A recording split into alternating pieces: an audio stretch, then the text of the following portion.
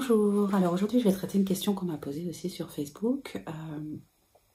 La question c'était comment rester dans l'amour quand rien ne se passe comme on veut.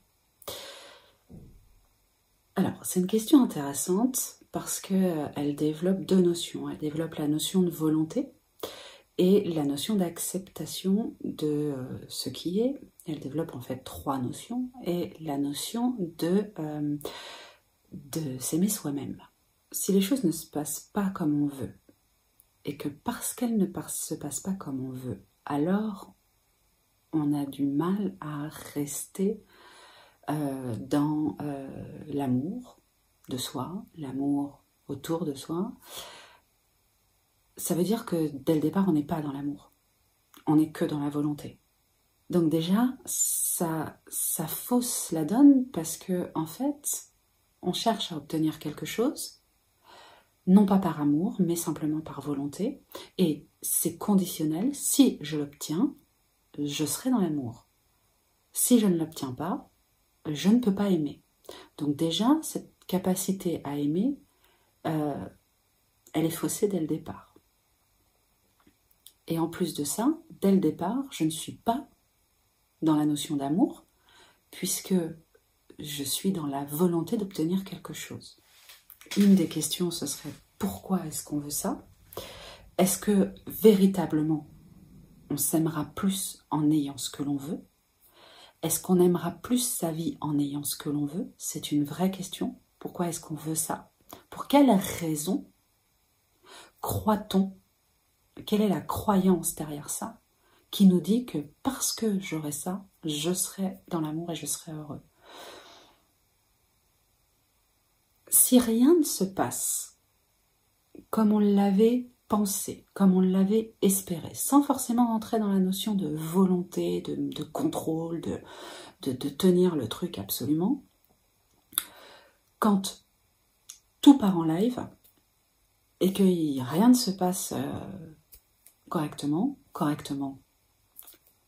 c'est pas vraiment le bon mot, mais disons que rien ne se passe comme on aimerait que ça se passe, comme on souhaiterait que ça se passe, eh bien en vérité, ça n'empêche pas l'amour. Parce que quoi qu'il arrive, quoi qu'il se passe autour de moi ou dans ma vie, la structure de base, c'est comment est-ce que moi, je me reconnais. Ça ne change rien à ma stabilité affective intérieure de moi-même et à l'amour que j'ai de la vie, d'être en vie, d'être moi en vie sur cette planète, quoi qu'il arrive. La notion d'amour, c'est d'abord ça. C'est d'abord, en fait, la gratitude et la reconnaissance pour ce corps, d'accueillir l'âme que je suis et de me permettre de vivre cette expérience. Et ça, si ça n'est pas reconnu de cette façon-là, si je ne m'aime pas simplement pour ce que je suis, une âme incarnée dans un corps qui fait des expériences, peu importe les expériences, j'ai cette chance, cette joie de pouvoir m'expérimenter et expérimenter la vie. Eh bien en fait, si j'ai pas ça dès le départ, que les expériences soient positives ou qu'elles soient négatives, je suis pas dans l'amour. Je suis pas dans l'acceptation non plus de ce qui est.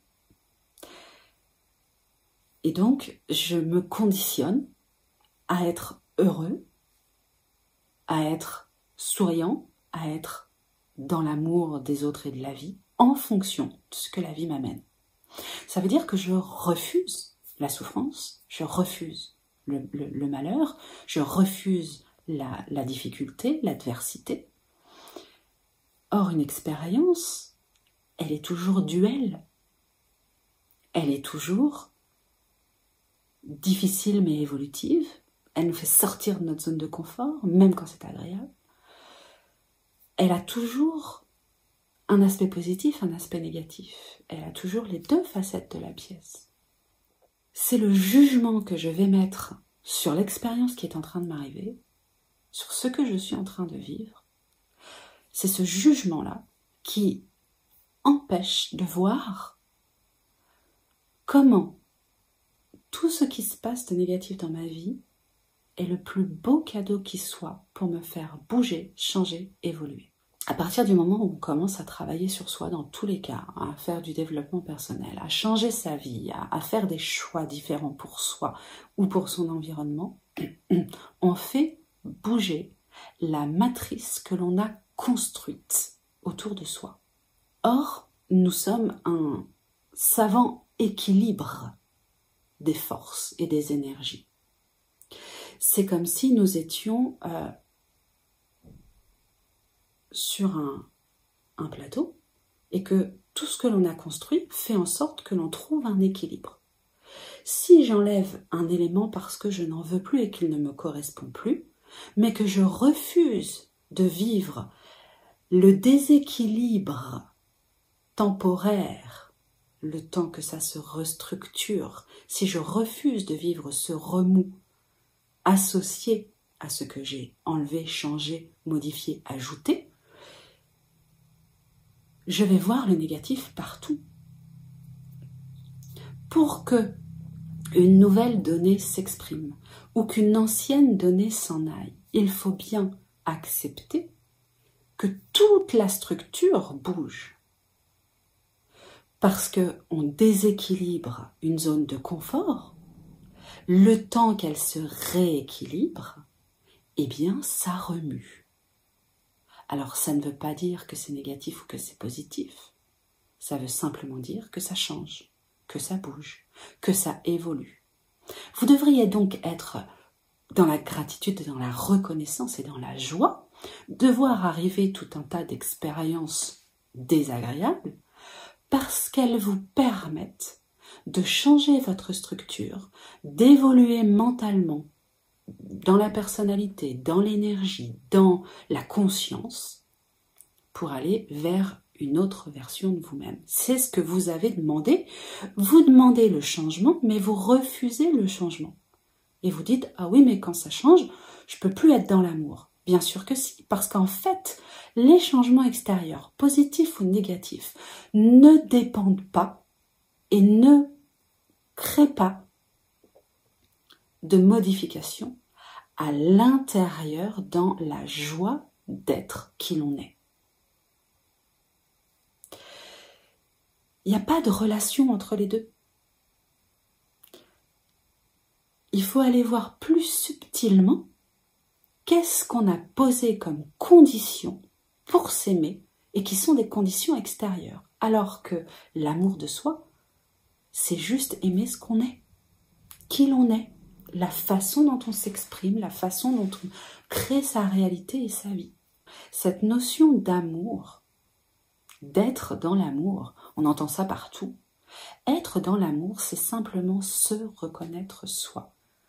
Et parce que je me reconnais, l'expérience qui m'arrive me permet de me reconnaître encore plus dans d'autres facettes que je n'avais pas explorées. C'est donc formidable, même si cette expérience est négative, elle vient me permettre de m'aimer encore plus, parce qu'elle vient me permettre de me reconnaître, de me connaître encore mieux. Donc chaque expérience négative qui arrive devrait au contraire amplifier cet amour de soi. C'est pas parce qu'il y a de la tristesse qu'il ne peut pas y avoir de la gratitude. C'est pas parce qu'il y a de la colère qu'il ne peut pas y avoir du rire.